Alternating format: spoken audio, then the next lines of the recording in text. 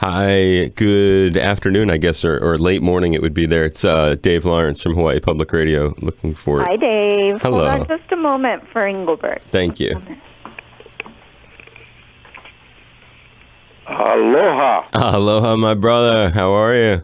I'm good. How are you? Great to hear your voice again, man. Thank you. Looking forward to these shows and super excited. We're welcoming back a music and entertainment superstar on All Things Considered, Engelbert Humperdinck, who we were grateful to have as our guest last year. You came to film that TV special in Honolulu, now headed back. He's got a show Saturday, Blaisdell Concert Hall, part of the ANA Honolulu Music Week, his latest tour named after one of his newer tunes, Angel on My Shoulder. We'll hear about that, as well as another newer song, You, which is the project done in honor of his wife, Patricia, and even did his first ever music video for the song, too. A pleasure welcoming back this epic performer to the show. Man, you've been busy. Yeah, I have. And you know what? I have to tell you that I'm releasing the new one, Reflections, as you know, right? Another new one. The new EP. It's called Reflections with Angel on My Shoulder. I got You it. And a song called Don't Let the Old Man In. So those songs, Angel on My Shoulder, You, and a couple other ones. Don't Let the Old Man In, which was written by Toby Keith and was in the movie The Mule. Now, I live by the words of this song so much. You know, it's my contention, that I try not to get look older, I say. So at the age of 25, when I was gray, I went premature gray. I decided to color my hair and leave it. I thought I can't go into show business with gray hair. So I did that, and I've been doing it ever since. And this is the sort of thing I stole it. I stole the idea from Clint Eastwood. Clint Eastwood was playing golf with Toby Keith, and he was going to place the ball on the ground, and he said to Toby, he said, I'm going to be 88 years old. And he said, yeah, man, I know that, and I can't believe you still play golf, you jog, you direct movies, you write movies, you write scores for the movies, and I can't believe it. How do you do it? He says, well, I just don't let the old man in. And that's where I got the idea from. And Toby Keith got the same idea, went away and wrote the song. And I decided to put it in my show, and I feature it in that respect in my show. I talk about it in that respect. Well, it's a great story. Fantastic song. I mean, it makes you cry. It's very inspirational, just the message, the way you tell it, though. It's kind of a choice you're saying, whether you can let yourself get older or not. In some ways, you can fight it by your own lifestyle. Yeah. I try to dress, in a fashion that is not, make me what I am, the age I am. Right. And I just try to stay youthful. Well, I was taking a look at that video that you've got for You, which is, and it's funny because this is a cat who's been around for so many decades of music and projects and stuff, but in all of that time, apparently, this is the first one of your songs that you've ever done an actual music video for. Yes, it is, yeah. Yeah. And is that filmed at your house in L.A.? I was wondering. No, actually, it wasn't. It was filmed in Houdinis House. So I hope there's some magic over there. Talk about that. Talk about the filming of that. Well, we were looking for a location to make the movie, and the premises of Houdini seemed to be very apropos because it had that mystical type of house that was there, and the land was beautiful, and the landscape was wonderful. So we used everything of Houdini stuff to make this You happen. This is a project that's dedicated to your wife, Patricia. Yes, it is indeed. Yeah, and I want to tell you something. When I was in Hawaii, and when we had that storm and things like that was happening, but I do love Hawaii. So what I did. When I left, I wrote a poem about Hawaii. Ah. Do you want to hear it? I would love to hear it. That's so cool. Thank you. Okay, here it is. I'm not very good at reading my own writing, so I'll just get it. Hang on a minute. No, you take your time. I'd love to hear this. So special for our listeners. On approaching the magnificence of nature's blessed land, the ever-present aroma of scented flowers garland the moment with its special aromatic presence. romantic melodies filling the air, attaching itself to the shapely, tanned, colorful, attired body lines of the island's beautiful people, using sensitive gestures as figures of beauty sway to the rhythm of that special harmonious sound. Eyes feast as Hawaii feeds visitors in awe of one of the wonders of the world. Sea breezes find a way to wander all day and into the stealth of night, comforting, exhilarating, exciting, enchanting, sending a perfume up the highest mountain with a scintillating fragrance as heads raise to capture the moment. And the beaches caress the feet with shoes of white sand as you walk down towards the shores listening to rain to cool one's being in its oceanic magnificence. So my plea is, don't just fantasize, experience it, for this land is more than a dream. Wow. And how cool that you just read that thing for us here on the air. Have you even recorded that previously to this? First time. That is the first time. Yeah. Wow, how cool for us. Well, what a very special thing. Because now You want me to send it to you? I'd love for you to send it to me, and we just got a recording of you doing it, which was just so beautiful and special. In my whole career, I've never had anybody do something like that. So that's just a wonderful thing. I can't believe what a kind guy you are to share it for us. That special was huge, huh? A couple of great shows that you did here. Oh, thank you. We had to do one show with an empty theater, right? You remember that? I don't remember that was a detail. Why was that? Because everybody thought the storm was going to hit. And so to cover our tracks, because there's so much money and time and rehearsal and stuff went into it, that we had to do it just in case it did come. But I told them it was not going to happen. I said, I've spoken to the big man upstairs, and he's going to listen to me, and he did. I remember it. We did that interview in your hotel looking out, and it was like you could see how stormy it looked, and that was your prediction then, that everything would be great. Yeah, when I watched that video, I can see... I think there's something weird about me.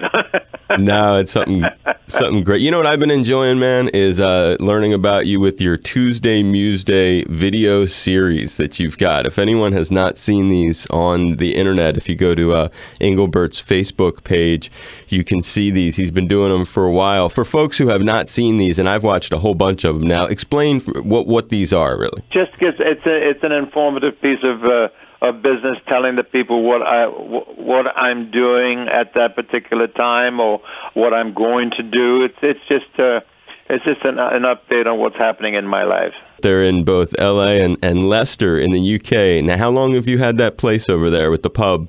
Oh, I've had that since 1978.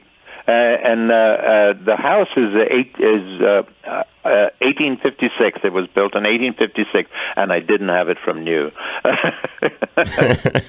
And you have a snooker room in there too, right? I did have. I've changed that. It's now my office, and it's a beautiful room, and it houses all my European albums and gold and platinum albums, and people I've worked with, many major stars in this industry.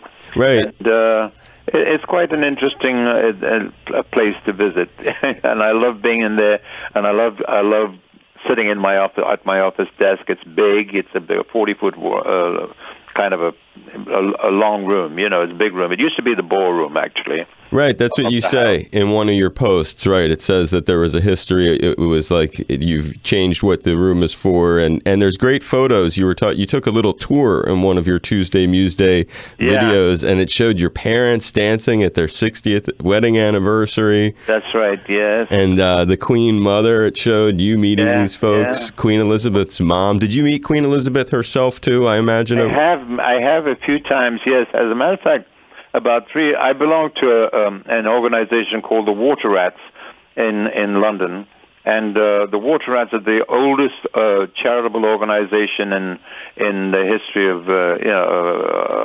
in London. So I belong to it. I'm a Water Rat, and we raise money for children who are not taken care of.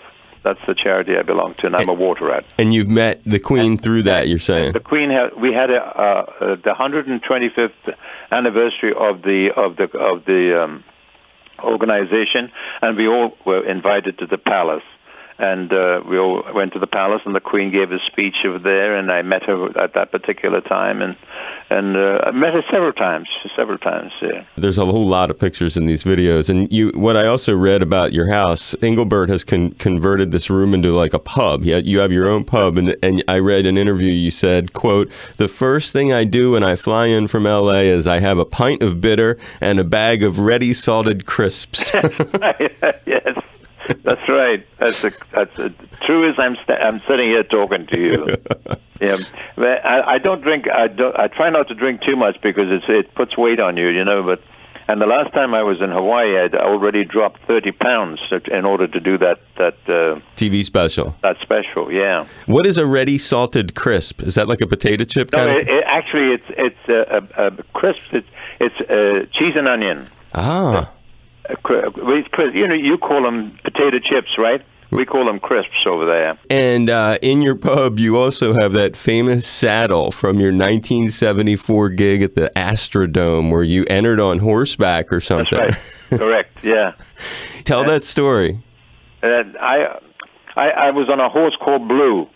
I can remember the name, and I'm not a good rider. To be honest with you, Dave, I'm not a good rider. And when we rehearsed in the afternoon, there was no spotlights or anything like that. We just heard in the daytime.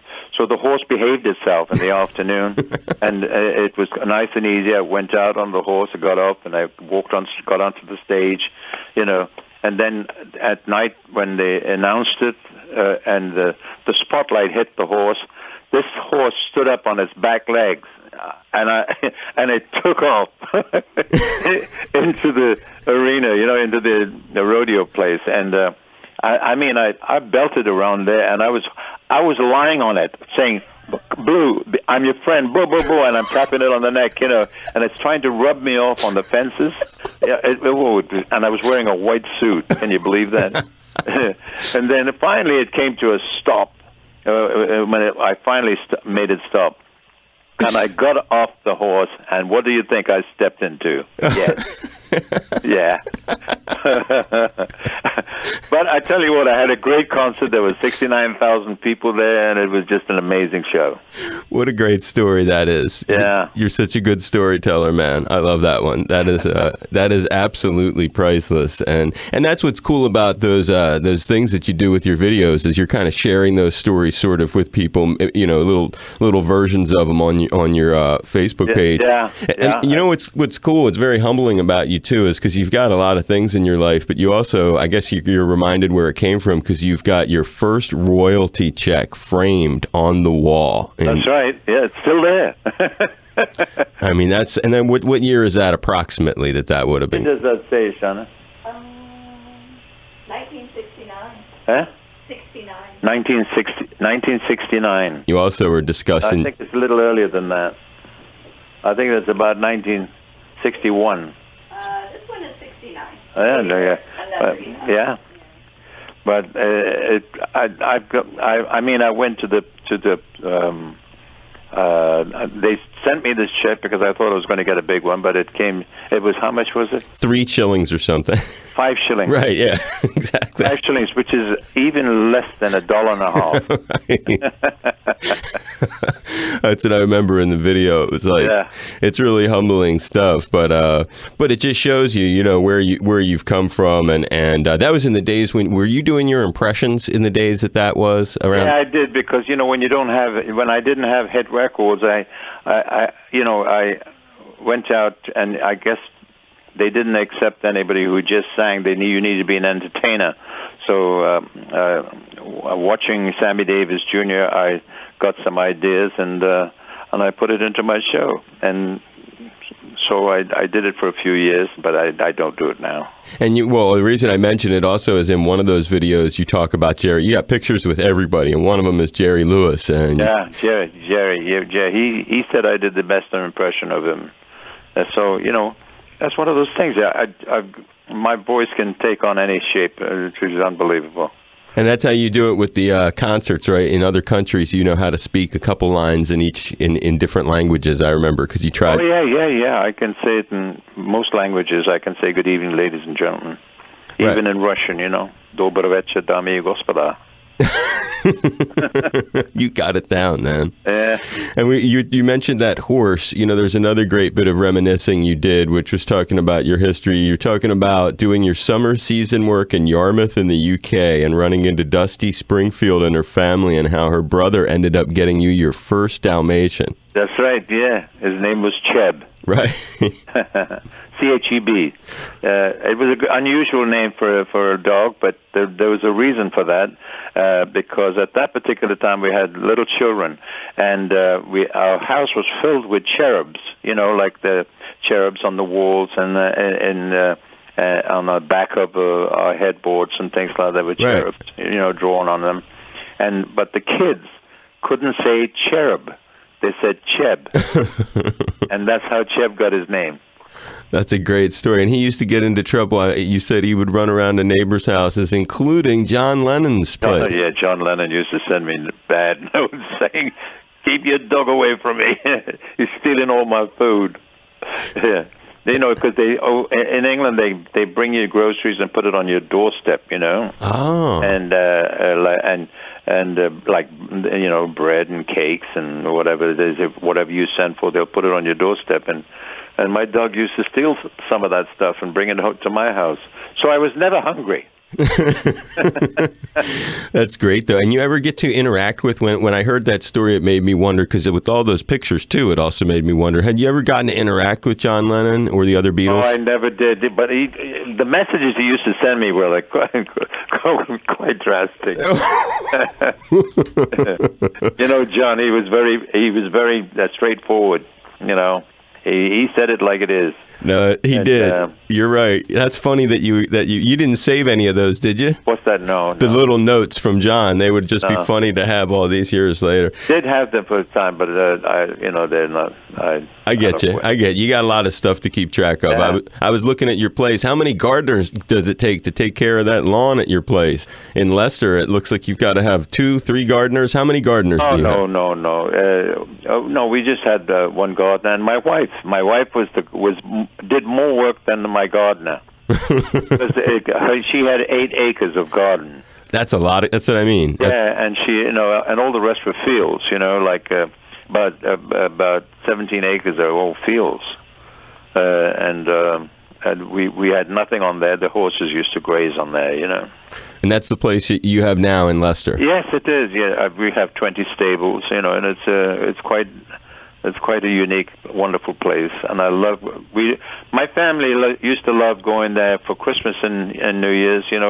Although we live in America, we loved visiting home quite a lot, and it was always lovely going home at Christmas time and having that Christmas spirit in the place where you were raised. You have that real connection to your homeland in so many different ways. I was seeing that you spent some time, it was a while back, you were doing a little flashback on your Facebook. It showed you with the great Sir Roger Moore from James Bond. Yeah. Roger was a dear friend, and I met him at one of my concerts, and after that I met him quite a few times when I frequented a place that holds a horse event in Austria, and he was always there, and we always used to sit and chat, a lot. Lovely man. What a lovely man. What a gentleman. Did you get to ever meet or hang out with the other James Bonds? I do know Pierce Brosnan, yes. Oh, wow. Not Sean. I haven't had the pleasure of meeting Sean. But my 3 favorites were Sean, Pierce Brosnan, and Roger Moore.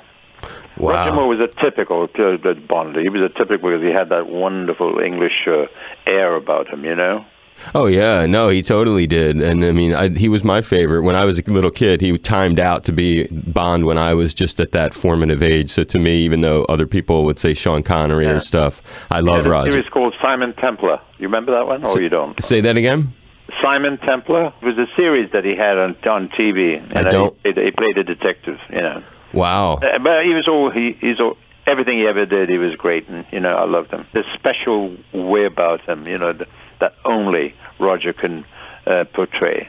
Would you say that's the same kind of thing when you think about those cats that you were really tight with in Vegas, like Dean Martin or Sammy Davis Jr.? Oh, yeah. Dean was... I can't tell you how I love that man.